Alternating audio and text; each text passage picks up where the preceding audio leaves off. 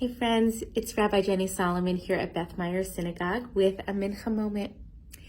So we are in another week of a double Torah portion, Bahar B'chukotai, and there are some teachings in this week's Torah portion which point our attention to Shabbat, and even beyond Shabbat, to the ideas of Shemitah, like a sabbatical year, and Yovel, the Jubilee year. So I think there's actually a lot of deep wisdom here, even above and beyond the specific laws and practices associated with these three entities of Shabbat, Shemitah, and Yovel, that really get to the heart of the spirit of these practices. So I know for myself, I usually, when I think about Shabbat, I think about the abundance of personal benefits that come. Just this past Shabbat, I was sitting on our porch, eating with Eric, and I just was taking in the breeze and the gentle sunshine and the sense of ease of a Shabbat afternoon. And I just kept saying in my mind, like, just this. I mean, just a moment of such gratitude and acceptance and appreciation. That's just a moment, but Shabbat hopefully provides many of those kinds of moments week after week.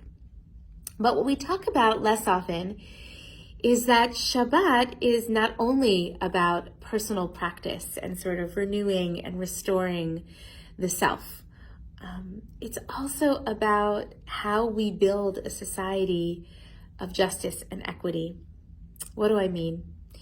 When we chant Kiddush and we raise our glass of juice or of wine on Shabbat, one of the verses that we traditionally read is that not only are we prohibited from work, but our animals are prohibited from work. The people who work for us are technically prohibited from work.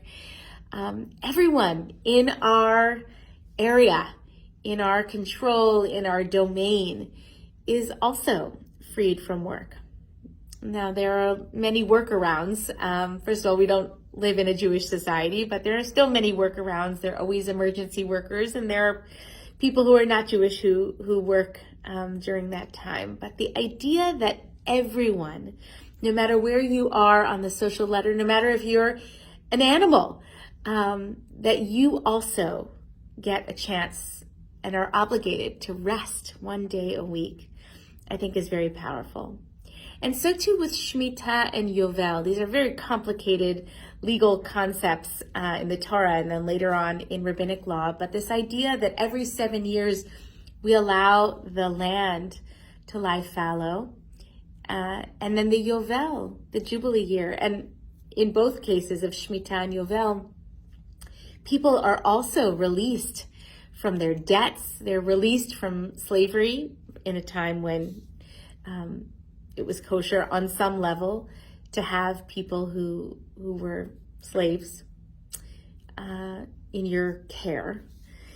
And that on these specific cycles of 7 years and 7 times 7, 50, 49, 50 years, that in these moments we dismantle the systems which perpetuate injustice and inequity, and we even the playing field. It's very hard to do this in the world that we live in, but I think the concepts are powerful nonetheless. And what they remind me of is that my Shabbat practice or my Shemitah practice, one day I hope to take sabbatical, professional sabbatical, that these are not just in service of my own personal benefit. They are that too. They're also in service of something greater. And in fact, they are inextricably connected.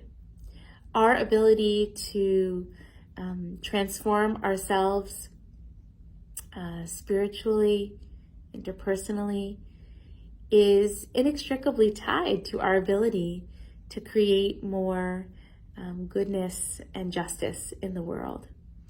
And so as you consider your own spiritual practice, whether that means pausing to listen to some words of Torah, or sitting in meditation or prayer or Shabbat, or maybe you have a sabbatical, a Shemitah year or experience on the horizon.